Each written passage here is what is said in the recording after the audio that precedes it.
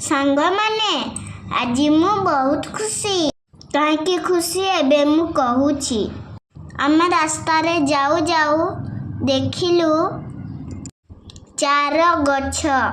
ବାପା ମୋ କଥା ମନା କରି ପାରିଲେନି।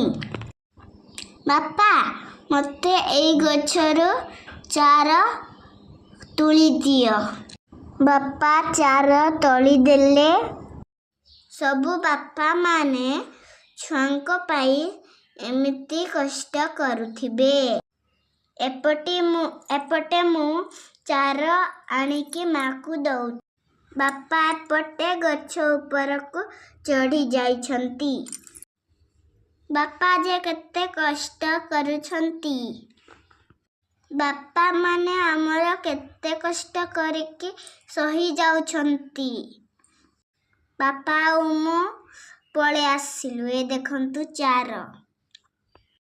ତମ ଆଡ଼େ ଚାର ଗଛ ଅଛି କି ନାହିଁ କମେଣ୍ଟ କରିକି ଜଣାନ୍ତୁ।